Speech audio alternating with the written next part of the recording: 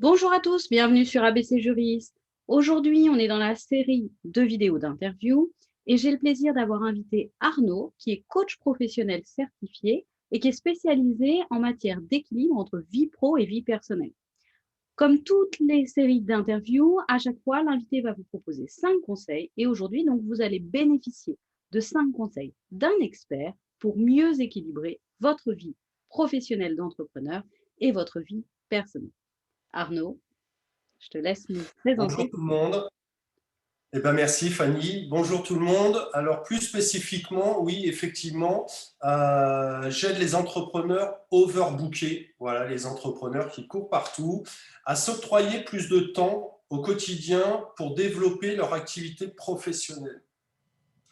Et donc voilà, les 5 conseils que je pourrais vous donner, que je peux vous donner, qui vont vous être utiles.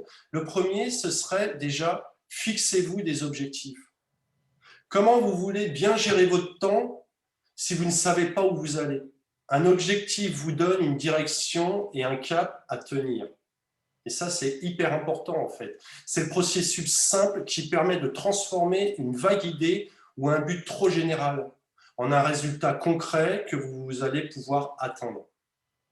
Et le fait d'avoir quelque chose de bien concret, ça va vous permettre, bien évidemment, de ne pas aller n'importe où et d'être fixé droit devant. Qu'est-ce que tu conseilles? Tu conseilles de les écrire, de... Alors, effectivement, c'est un bon moyen, et effectivement, les écrire et de l'avoir en vue, hein. Ça peut être un objectif, par exemple, un objectif à la semaine. Tiens, cette semaine, j'ai tel objectif à atteindre. Je voudrais, je sais pas, contacter 10 personnes pour avoir des clients, par exemple, qui peuvent être des prospects qualifiés. Avoir cet objectif en ligne de mire de façon à vraiment se dire ok, c'est là, c'est un moyen de pouvoir y arriver et de pas en fait, le fait d'avoir un objectif, ça va vous éviter d'aller à droite à gauche, en fait, de vous éparpiller, et ça c'est indispensable pour gagner du temps. Je comprends. Ça c'est le premier conseil, petit conseil que je pourrais donner. Voilà. Le deuxième, c'est ne négligez pas vos temps de repos. Parce que les temps de repos vont vous permettre d'être beaucoup plus productif.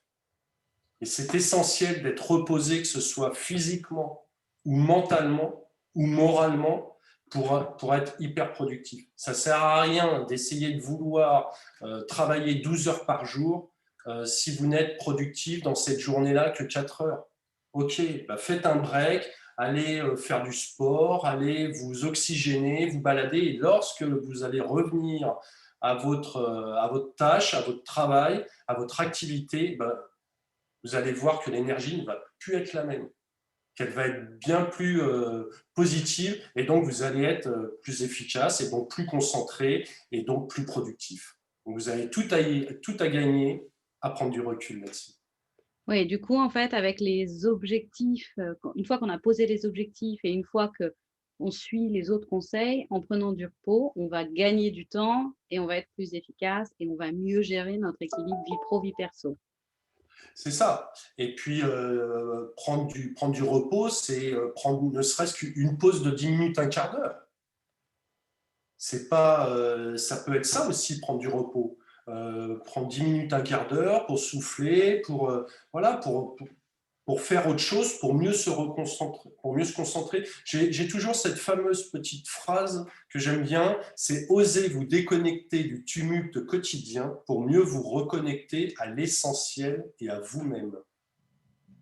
Je la trouve pas mal cette phrase. Oui, c'est Voilà. effectivement très parlant. Je me sens Voilà. relativement concernée. Voilà. Voilà, Fanny. Donc, il ne faut pas oublier que nous, les entrepreneurs, nous sommes comme des sportifs de haut niveau. Et les sportifs ont des phases d'entraînement, des phases de match et des phases de repos. Et qu'en tant qu'entrepreneur, nous sommes responsables de ça. Voilà. Le plus difficile, c'est pas la gestion du temps, c'est la gestion et déterminer les limites à ne pas dépasser. Et c'est là où vous allez gagner en productivité. Et souvent, on se rend compte trop tard des limites qu'on a dépassées une fois qu'on est en burn-out ou qu'on en D'où approche. l'intérêt- C'est ça. D'où l'intérêt de se fixer des objectifs Mhm. assez clairs. Oui, faut pas. Voilà. Oui. Aussi, tout ça, ça a du lien. Le troisième conseil que je pourrais vous donner, c'est planifier votre journée du lendemain. La veille, prenez 10 minutes, un quart d'heure pour planifier votre journée du lendemain. Faites-vous une mini to-do list. Alors, ne vous faites pas une to-do list de 15 actions à mettre en place parce que là, c'est hyper stressant. Mais en fait, c'est quelles sont demain les 3 actions principales que je vais mettre en place et que je dois faire pour pouvoir être au clair dans mon objectif de la semaine, par exemple. Est-ce que tu as un Voilà. conseil alors, une fois qu'on a fait la to-do list, est-ce que tu conseilles de commencer par l'action la moins intéressante ou celle qui nous embête le plus, ou tu conseilles de commencer par celle par laquelle on est plus enthousiaste? Alors moi, je vais parler pour moi, parce que nous sommes tous différents et c'est OK pour ça. Mais pour moi, le matin, je suis en bonne énergie et donc je vais m'attaquer à aux tâches rébarbatives ou celles qui vont moins me plaire. Me dire, OK, ça c'est fait et derrière, entre guillemets, il y a le petit cadeau des bonnes tâches sympas à faire. Parce que Oui, si je fais l'inverse, pour moi, c'est plus compliqué. Mais après, c'est OK. Hein. Il y a d'autres personnes qui pourront dire, ah bah non, moi, je préfère le matin, au contraire, me faire plaisir et faire vraiment les tâches qui vont être faciles pour moi et tout, pour me donner la motivation pour attaquer la tâche la plus difficile. Donc, en fait, puis en plus, c'est à l'antithèse de mon métier d'imposer des cadres hyper précis. C'est chacun trouve son cadre, en fait. Le oui, c'est but, ça. c'est que Il faut apprendre à se connaître pour savoir, essayer les deux peut-être, hein, pour voir ce qui fonctionne. Moi, je sais que ça c'est dépend des ça. jours. Il y a des jours où j'ai besoin de commencer par un truc qui me plaît parce que peut-être l'énergie est moins positive et du coup, j'ai besoin de commencer par un truc qui me plaît. Et puis, il y a d'autres jours où voilà, je me lève, je suis prête à me débarrasser de toutes les corvées et après attaquer ce qui me plaît. Donc, je m'écoute pas mal là-dessus. Mais par contre, maintenant, je me force à tous les jours au moins faire un truc qui ne me plaît pas et qui doit être fait. Ça, au moins, cette liste de to-do list de choses que je n'aime pas faire, que je n'ai pas envie de faire, progresse. Ouais, et c'est OK avec ça. C'est aussi OK avec ça qu'il y ait des jours où on est productif et d'autres moins. Voilà. Et c'est OK. Nous ne sommes pas des machines. Non. Et voilà. Et donc, notre corps nous dit certaines choses. Et ben voilà, s'il y a une journée où vous êtes hyper productif, et ben profitez de faire 2 journées en une. Mais l'autre jour où vous êtes moins productif, n'hésitez pas justement à prendre ces temps de repos pour vous ressourcer, pour changer d'air, pour vous oxygéner, pour, euh, pour vous faire plaisir et pour mieux rattaquer. Donc voilà. Mhm. Ouais. Le quatrième petit conseil que je pourrais vous donner, c'est déconnectez-vous de l'hyperconnexion. À l'heure du tout connecté, apprenez à vous déconnecter pour vous consacrer à votre entourage, mais surtout à vous-même. Parce que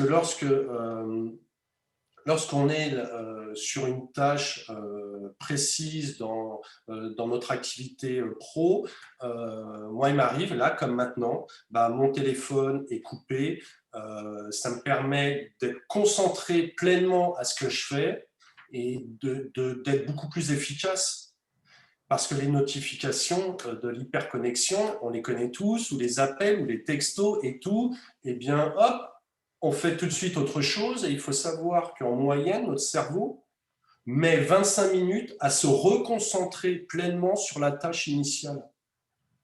Oui. Moi, j'ai Ça supprimé paraît toutes les pas. notifications de mon téléphone. Du coup, Voilà. Donc, sachez, entre guillemets, c'est ce que je dis souvent, sachez vous faire oublier. Un client qui vous appelle, un client qui vous appelle, bah, il vous laissera un message et vous le rappellerez. Et c'est pas un problème. Et au contraire, parce que votre client pourra se dire, ah, dis donc, effectivement, souvent occupée. Fanny est souvent occupée, par exemple. Bah oui, bah ça prouve qu'elle bosse. Oui. Vous voyez, donc ça, c'est voilà, c'est ce que je conseille. Et puis, tout le temps qu'on passe sur nos smartphones, on est en moyenne 2, 3, 4 heures pour certains, et bien plus sur nos tablettes, sur nos smartphones par jour. Et ça, c'est peut-être du temps qu'on peut passer en plus avec sa famille, par exemple. C'est peut-être du temps qu'on peut prendre pour réfléchir à une stratégie commerciale pour notre entreprise. Donc, mis bout à bout, ça fait beaucoup de temps, en fait. Oui, beaucoup de minutes. Voilà.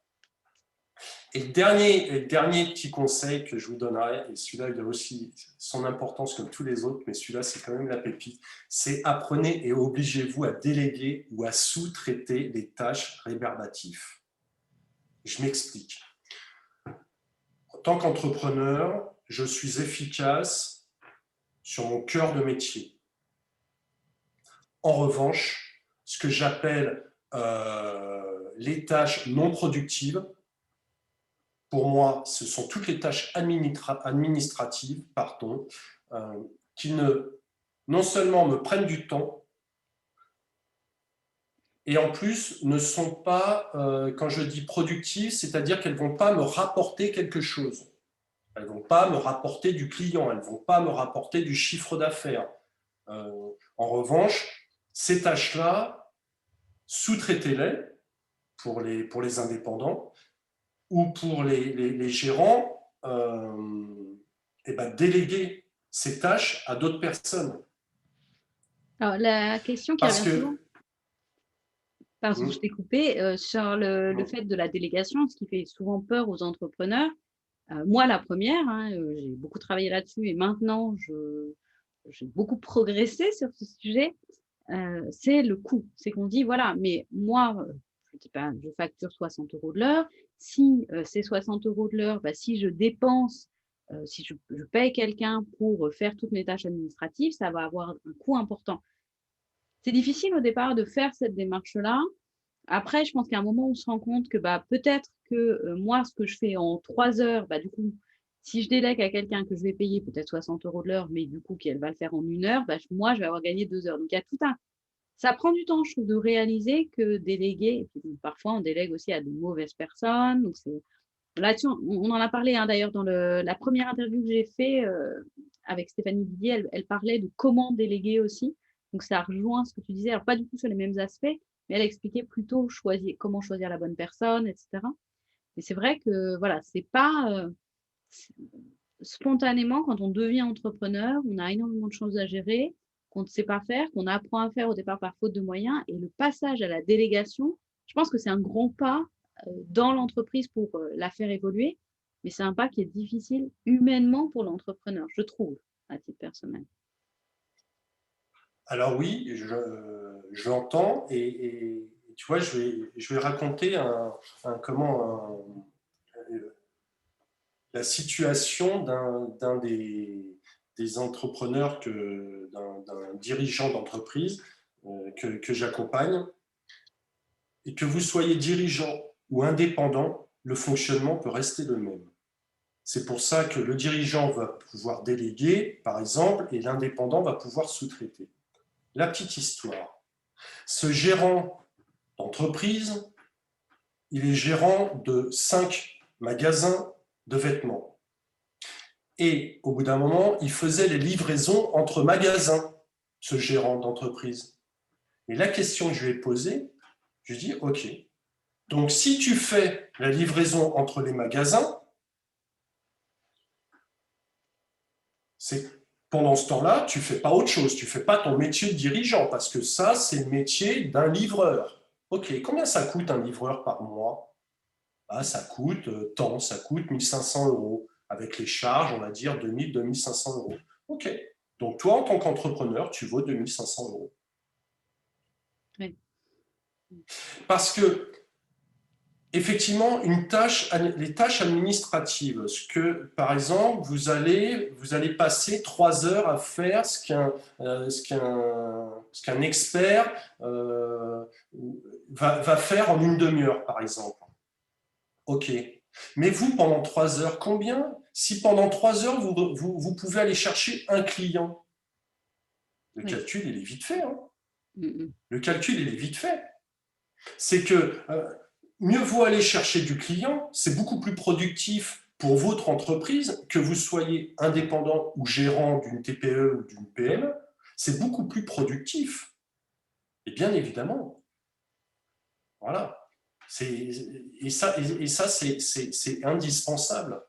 Mm. Après, c'est de choisir ses collaborateurs, bien choisir ses collaborateurs et puis bien choisir ses sous-traitants. Mais un sous-traitant, on est content, on n'est pas content. Si on n'est pas content, on en change. Et encore une fois, il y a alors je ne sais pas comment ça s'appelle, mais des secrétaires ou des comptables indépendantes qui travaillent pour plusieurs indépendants et qui ont des tarifs tout à fait raisonnables. Hein. Mm. Donc ça, c'est à Oui, réfléchir. ça fait vraiment gagner du temps. Merci Et en plus, pour c'est stressant.